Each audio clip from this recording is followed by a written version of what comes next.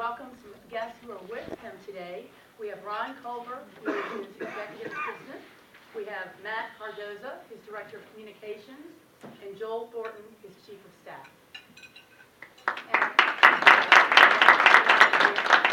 And now, just a few words about Dr. Barge, who I have learned is a Smyrna native, actually, born and raised right here in Smyrna. His mother still lives here, and he came to see her on Christmas Eve.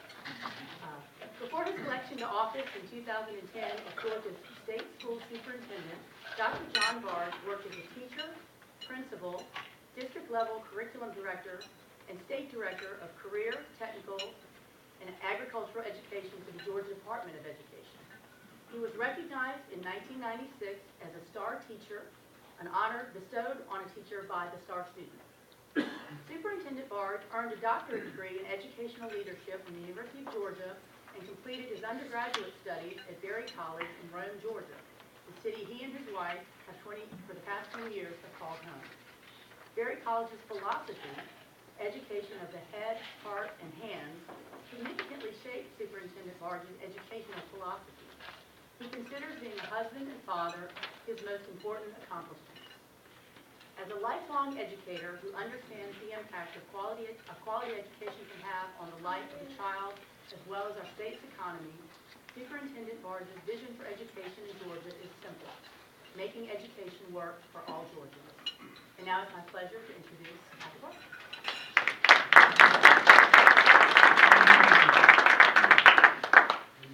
Thank you all very much. It is a little bit of a homecoming. My family has been in Smyrna since I was born. So, in fact, where I started school, you could throw a rock and hit the old Smyrna Elementary School building from here. You could throw a rock and hit where I went to church, Smyrna First Baptist. And you could throw a rock and hit where I worked, at the old Jonquil Sporting Goods store at Jonquil Plaza. That's where I worked when I was in high school. You had a really strong arm. You could hit the old Campbell High School down the road where I graduated from, and my mom's house down off of the end of Lee Street. So Smyrna is, there's an old country song out. It's not an old country song, it's a new country song.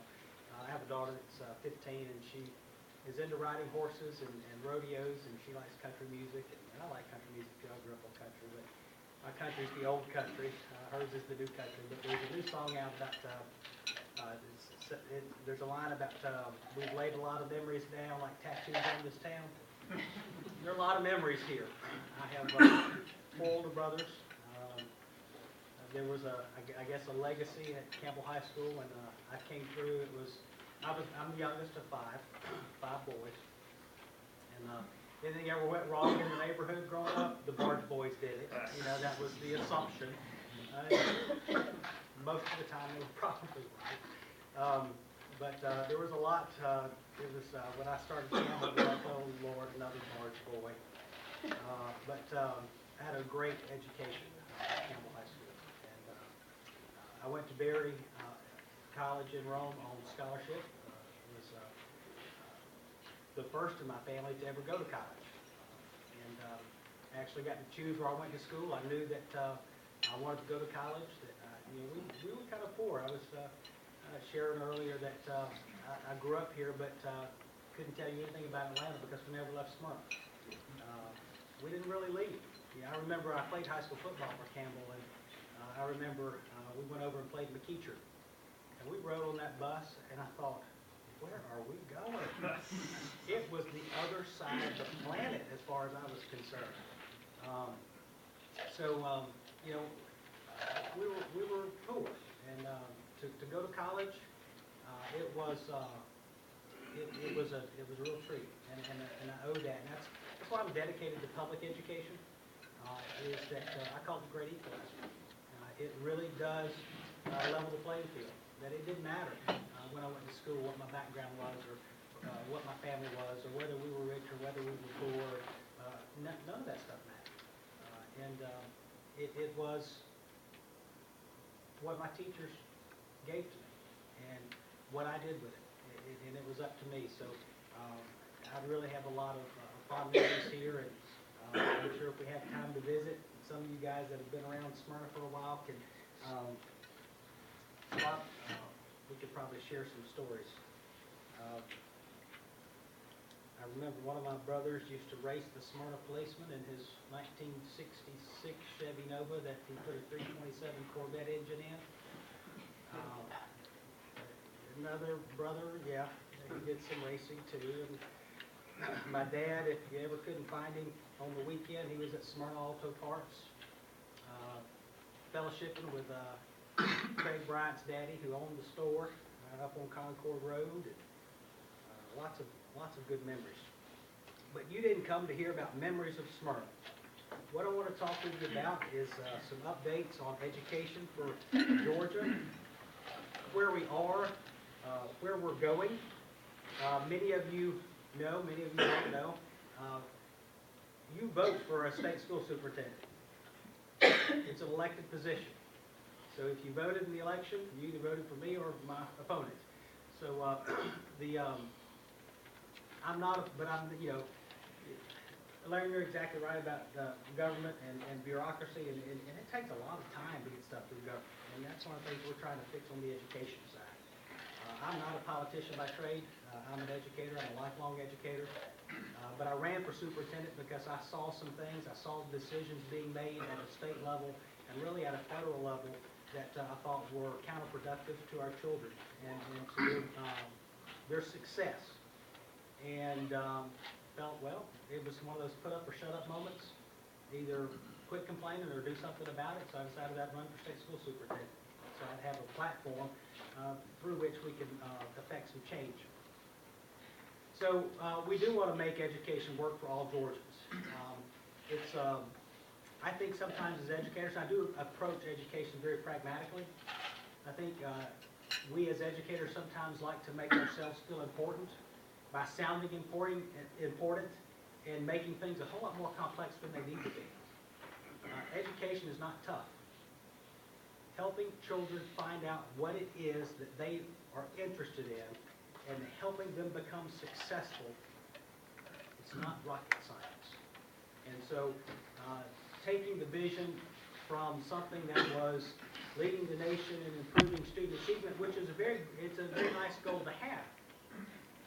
But one, it's very difficult to measure. And two, let's pull it down to the simple things here. Let's make it work. Let's make it work for our kids. Let's make it work for our teachers. Let's make it work for our parents.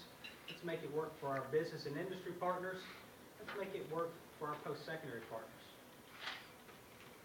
One of the things that we are embarking on right now is what we call a next generation accountability system. Show of hands, how many of you have heard of No Child Left Behind in AYP? A lot of, okay. AYP, or Adequate Yearly Progress, was brought to us by No Child Left Behind.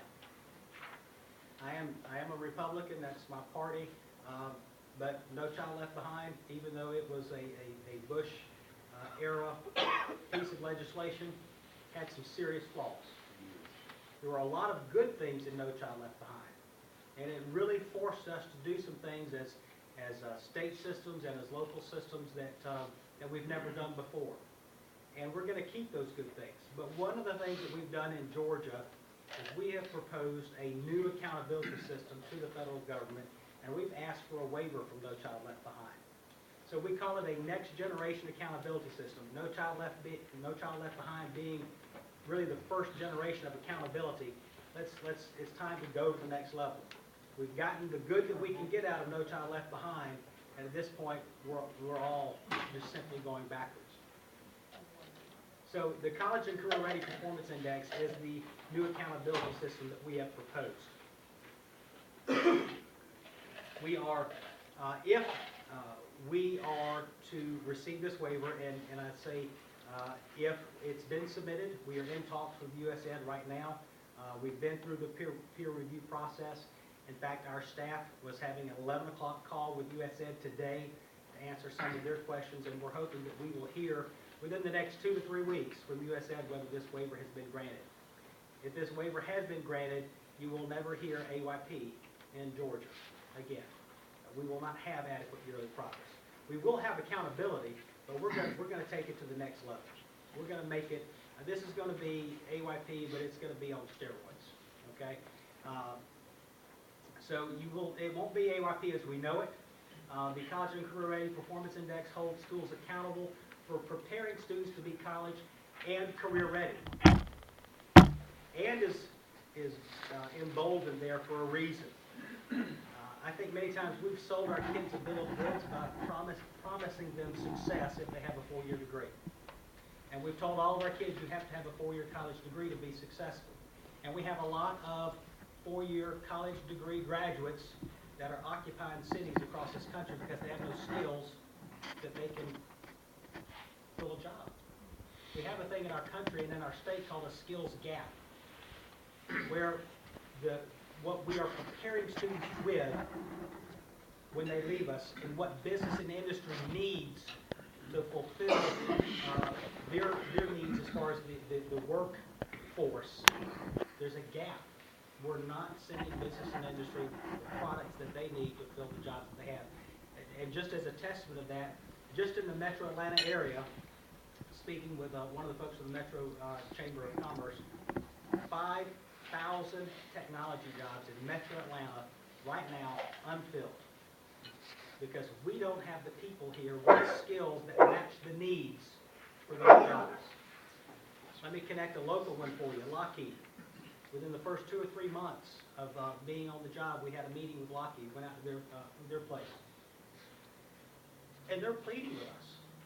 We have, I think at the time it was 30% of their workforce could walk out the door today and retire.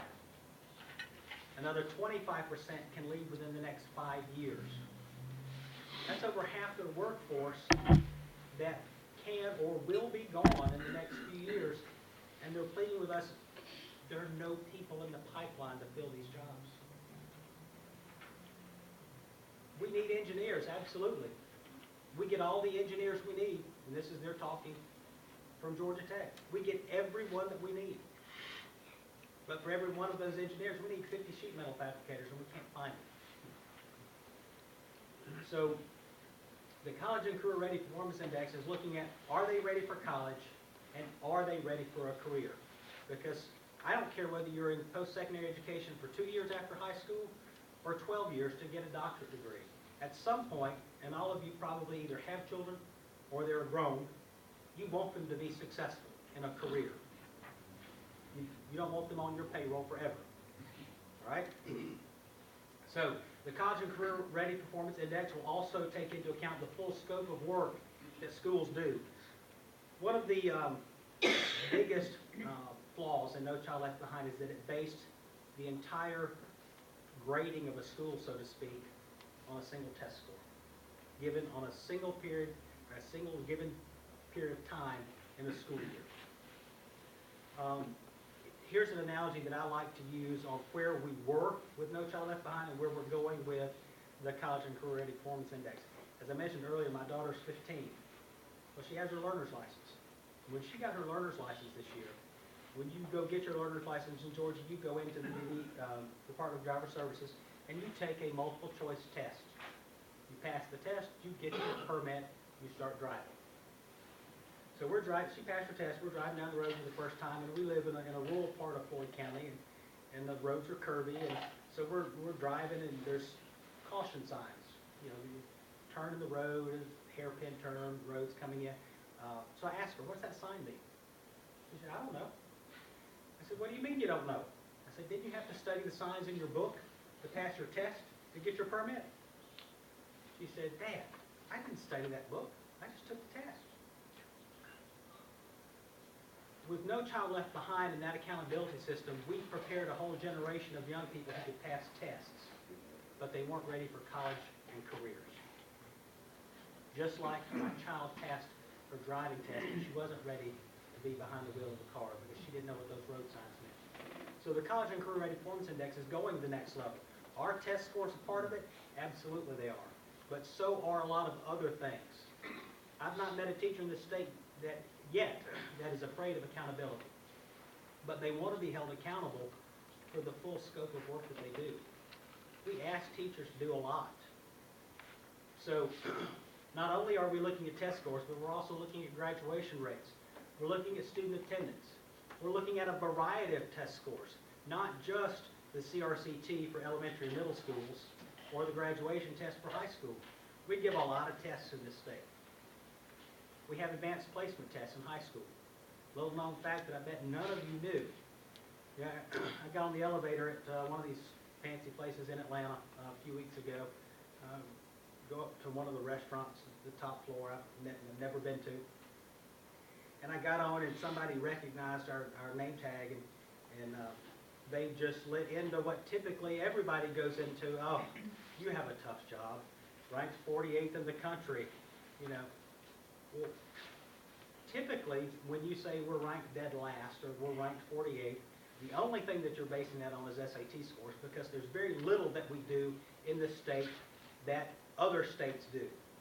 Education is really a state initiative, and there's very little that we all do consistently across the nation. SAT scores is one of them.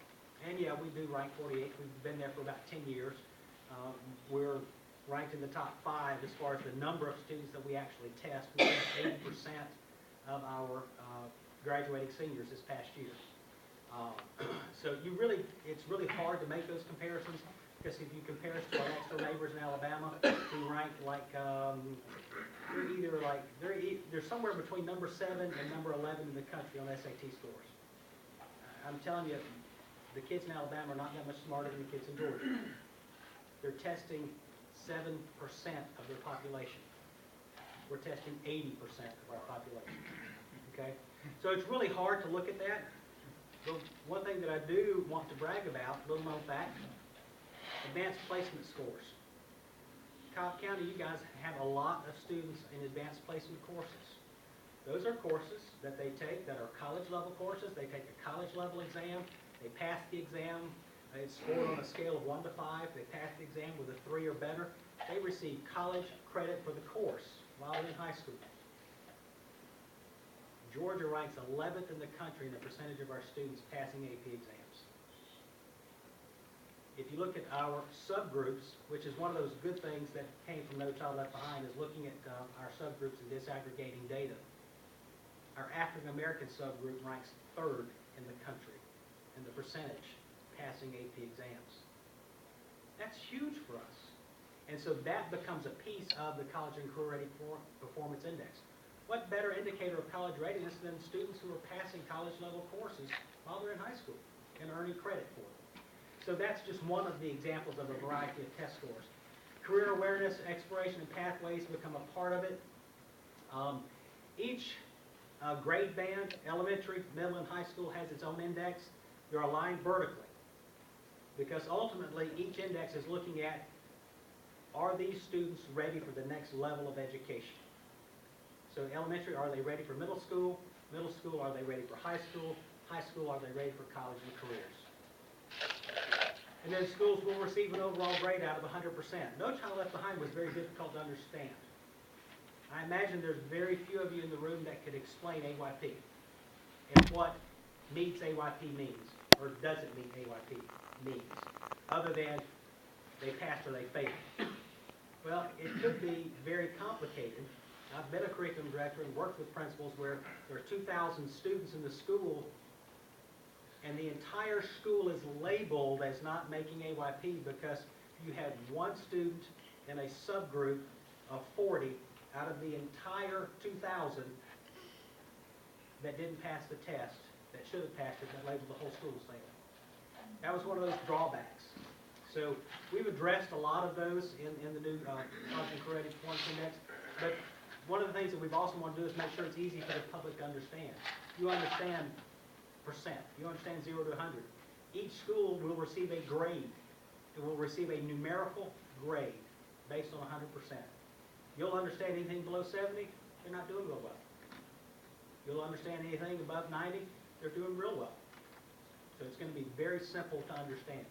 All the calculations and the formulas behind it are very complex, but what you see will be easy to understand. Each school will receive three different scores: an achievement score, an achievement gap closure score, and a progress score. Your achievement score will be based on all of the various tests that are included, the CRCT, the graduation, well, not the graduation test because that's being phased out, end of course tests, the advanced placement tests, SATs, ACTs. ASVAB will eventually be on there. It's not there now. ASVAB is the test that the military administers for preparation for the military. As soon as the military can give us the data back in the form that we need it, then it will be part of the index as well. Achievement gap closure, schools will receive a score for that. And that's looking at, part of talking about keeping the good things of No Child Left Behind. If you just report aggregate data, if you just say 95% of the students in this school passed this assessment, that sounds good. But if the 5% that didn't pass it, let's say that was 50 children, all 50 of those were from one particular subgroup, then there's an obvious weakness in this school that we need to address. There's what we call an achievement gap. So schools will receive a score on closing achievement gaps. One of the drawbacks in No Child Left Behind was that if you had a student who was from poverty, who was a limited English-speaking student, and who, let's say, fell into one of the ethnic subgroups, and they didn't pass a test, they counted against the school 3 times in each of those 3 subgroups. And that made it very difficult for some schools. So what we've done with this achievement gap closure is rolled all of those subgroups into a single supergroup of what we call high needs learners. And the school now has to address 2 different achievement gaps. The achievement gap in your school between your high needs learners and your non-high needs learners. What's that gap look like, and are you closing it? That way that student is only affecting you. If they fall into multiple categories, they're only affecting you once. But it's not just that achievement gap, because if you have an overall low-performing school, that gap is not going to really exist because everybody's low. There's going to be a gap identified between your high needs learners and the state average of non-high needs learners. So they'll receive scores for those 2. Progress. Many of our schools made progress this year over last year. They had more students passing and graduating than ever before. But because their progress didn't equal the astronomical increase in what we call the annual measurable objectives of No Child Left Behind, getting towards that 2014 requirement of having 100% passing, they were labeled failing, even though they made progress in every area. So schools will receive credit for making progress. House Bill 186 is another initiative that was brought to us via the legislature last session, signed into law by the governor last April or May. I'm going to go through those quickly because we're going to run out of time here, and I know you guys have busy schedules. But in a nutshell, House Bill 186 provides and expands career pathway options for high school students to ensure their college and career readiness. House Bill 186 requires, among other things, that all students entering the 9th grade in the fall of 2012 have a career pathway. Now, what is a career pathway? And are you meaning that my 14-year-old child has to know what his or her career is at age 14? Absolutely not. Think of this as a post-secondary concept brought to the secondary level. Think of it maybe as, let's say, a major, okay? When you go off to a 4-year school, I did this. Everybody that came in as a freshman, you're all in the same courses. You're all taking your core coursework your first 2 years of college. After that, you begin to take some courses that are major specific, all right? Think of it kind of along that same lines. We identify at the state level what the core is that every child in this state needs. Every child. Right now we have a graduation rule that says every child in the state of Georgia, in order to graduate with a diploma, has to complete through pre-calculus. That's having a pretty drastic impact. You guys are going to see a drop in graduation rates this year across the state, not only in Smyrna and Cobb County, but across the state, for a couple of reasons. One, we're changing the way we calculate it, but 2, we're also, we eliminated about 4 or 5 years ago the career and technical route to a high school diploma. And we now require every child in the state to complete the same college prep curriculum. Again, not a bad goal to have, but every child is different. They have different interests, and that's where the pathways come in. We could make a single diploma to work, but we need to create multiple pathways for kids to get there. That's how we're going to keep kids in school, is we find out what it is that interests them, and we create an educational learning opportunity for them to become successful. Many of our kids, you tell them, and I know this from being a curriculum director, I've counted the impact, I've calculated it in our district. When we started making every child complete that college prep diploma, our dropouts started going up. In fact, it was a 67% increase. So it's not that it's not important, and we'll get to those slides in a minute. But we have to have strong cooperation between our high schools and our post-secondary institutions. We have to define college readiness standards in reading, writing, and math. And this is all required by legislation. We have to identify one or more statewide common assessments to determine post-secondary readiness and inform students of their performance on such assessments no later than the end of the 10th grade. That's probably going to be something like the Compass Assessment, which our colleges already administered, that determines for them whether or not to place them in remedial courses or not. Develop transitional courses at the high school level so that we bring that remediation out of the post-secondary and we remediate them before they get there. Hence, college readiness. Going back to our College and Career Ready Performance Index. Ensure that dual credit courses actually reflect post-secondary coursework. Another thing that we must do based on House Bill 186 is that we embed the Common Core state standards into career and technical education courses. What you guys might remember is vocational courses, automotive, and construction, and those types of courses. That we embed the rigorous academic standards. It's basically relevance. It's getting down to the simple things of what makes it tick for a kid. It's taking the worlds of, going back to the introduction as far as the education of the head, the heart, and the hands. That's the philosophy of Berry College. In the old world of vocational education, we tended to put kids over here that we didn't think could be successful over here in college prep. But guys, technology has changed our world so dramatically that we're seeing these two worlds converge. Spoke with folks in Shaw Industries. Shortly after, about the same time, we spoke with Lockheed. They need manufacturing maintenance technicians, people to work on the machines, keep them running 24/7. But it's not just a wrench anymore.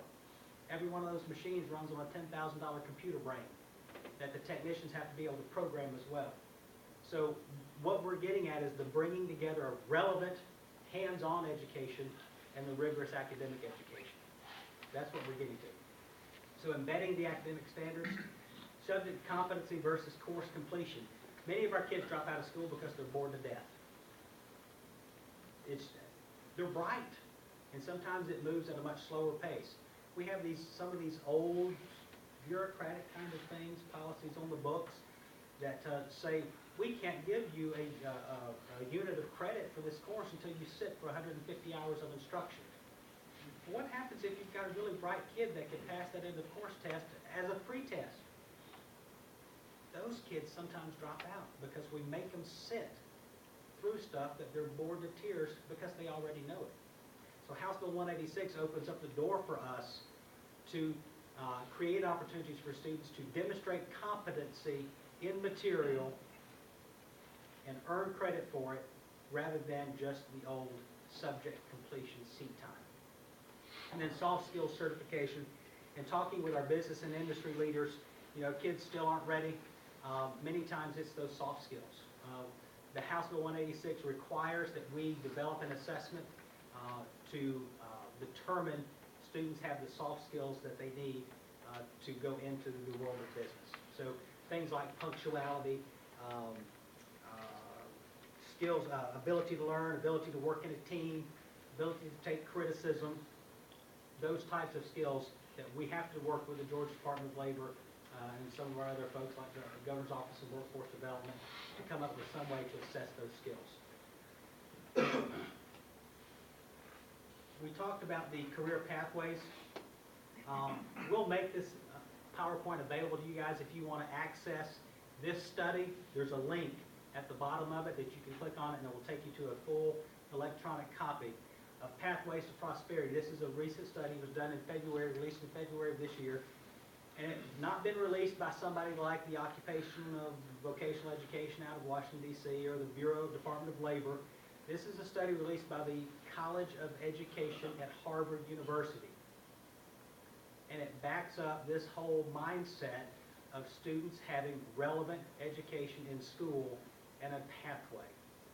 Guys, I'm convinced that we can do a much better job preparing children to be successful. I will tell you that I went through school with people who studied for 4 years to be a teacher. They got to the last semester of their senior year in college to their student teaching experience. They got into the classroom and realized they hated kids. Those folks had two options at that point. They either bit the bullet and realized they had too much invested in maybe their parents' money in this degree to back up, and they went on to become some of our worst teachers because they don't like kids. Or two, change their major and spend 2 more years in college and thousands more dollars doing something else, finding something else they can do.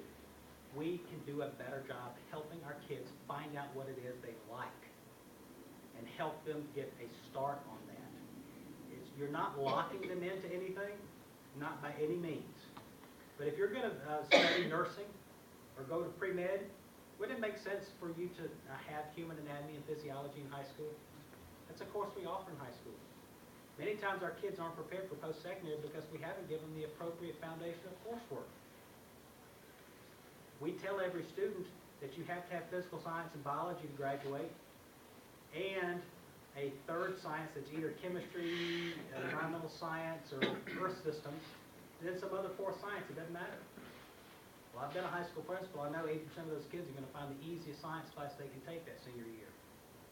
But if they're planning on a 4-year degree or more in the medical field, that course needs to be human anatomy or an AP biology or something of that nature to make sure they are best prepared for post-secondary. So the Pathways to Prosperity, just to give you a little bit of information that came out of that, the Georgetown Center projects that 14 million job openings, nearly half of those that will be filled by workers with post-secondary education, will go to people with an associate's degree or occupational certificate. That's 2 years of post-secondary education or less.